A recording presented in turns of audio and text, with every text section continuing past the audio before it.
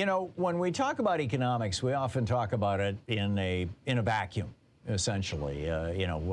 What's inflation going to do? What's the market going to do? How is this going to affect paychecks?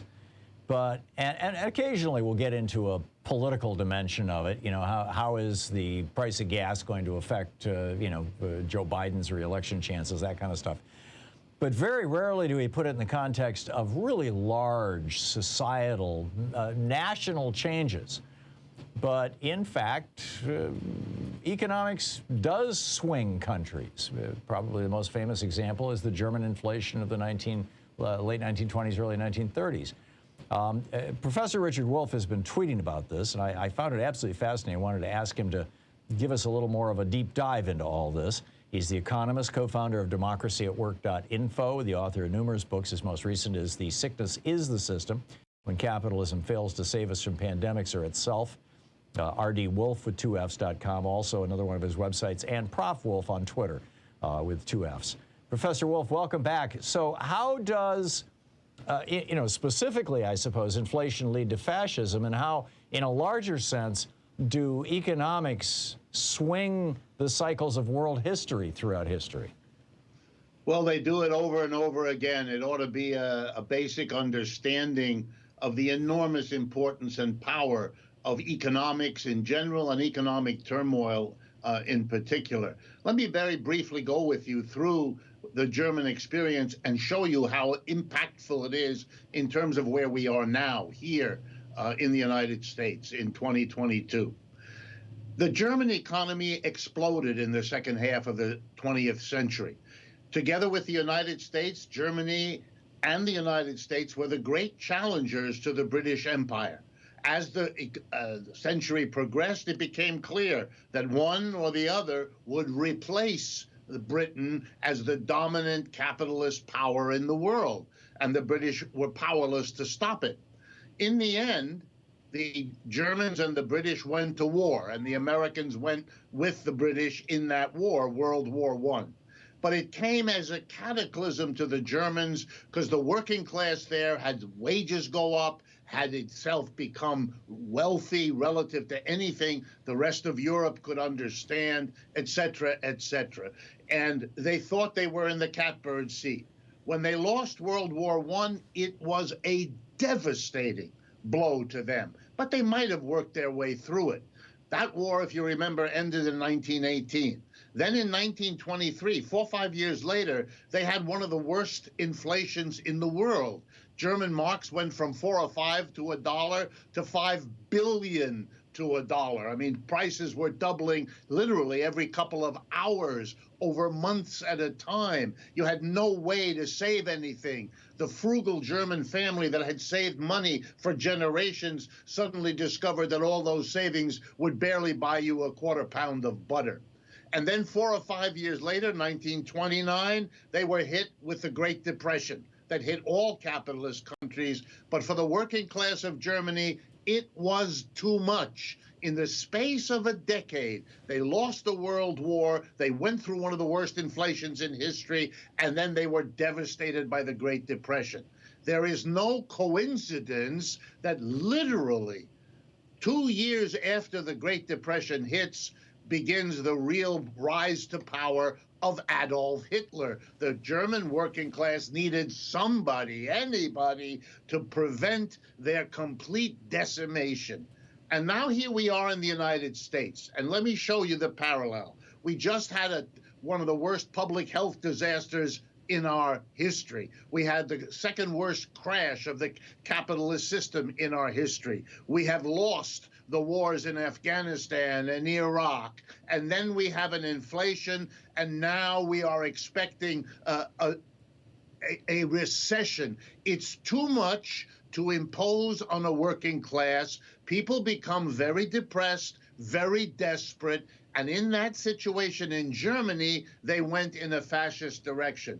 And we see the signs of it here. Nobody can tell the future, I can't either, but we ought to be awfully careful about what we are visiting on the mass of the American working people, Democrat and Republican alike, because when the backlash comes, and we're already halfway there, it is not going to be anything we would want to even imagine. I remember reading a history of that, post-World War I period.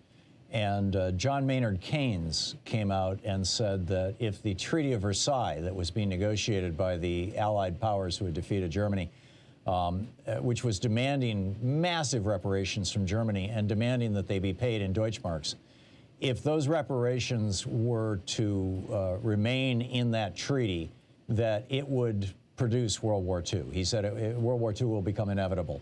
He was, I don't want to say laughed at, but ignored, shall we say, largely. And, I think it was very much the case, was it not? I mean, it wasn't much of the German inflation an effort to, since they owed billions or trillions to the rest of Europe in Deutschmarks, to pay it off with depreciated Deutschmarks? Absolutely. But let me take your parallel the further step that will help people see its relevance. Absolutely. They did impose the reparations. The reparations made Germany's recovery from the war take much longer, make the suffering of the Germans stretch it out further. But more than any real effect, and it had real effects, was the fact that it allowed a demagogue, Hitler, to make an argument which wasn't correct. Namely, what really problematized Germany was the loss of the war and the inflation and the whole structure of their economy and the global depression. But he got rid of all of that and gave them one focus. It's the West. It's Britain, the United States, in cahoots with Russia. He hooked it up that way. And it was the evil others outside of Germany that had to be defeated. He was the only politician determined to rearm Germany to make it possible. The demagogue comes in to the distraught working class, gives them a scapegoat, gives them a way forward, and then watches as the suffering they went through turns them to somebody, and he's the somebody in that moment. The parallel with our own situation ought to occur to everyone. Well, and I think that parallel is probably best illustrated in the 2016 primary debates, where you had Bernie Sanders taking the populist position that, yeah, the economy sucks in many regards, and it does so because a bunch of billionaires have gamed the system, and the Supreme Court has corruptly allowed them into politics, and we need to go back to a reasonable political system and a taxation system. On the left, you had Bernie Sanders saying that. And then on the right, you had Donald Trump saying, yes, the system is gamed and you've been screwed, but it's because brown people are coming in from Mexico and because political elites have cut, trade deals like NAFTA and things like that, which had some truth to it, by the way. Not the brown people part, but the NAFTA part. And so you had kind of dueling populism, right-left populism, offering solutions to this crisis that America was facing after, both the crash of 2000 and the crash of 2008. And it seems like the middle has collapsed in all this because the middle has been corrupted by largely Supreme Court decisions and capitalism itself, frankly. I'm assuming that there was a parallel movement in Germany opposed to Hitler, or maybe it was part of Hitler's movement to say, we need to empower the average working person. I know in 1937, when he was on the cover of Time magazine, he was the most popular politician in the world because he had put Germany back together.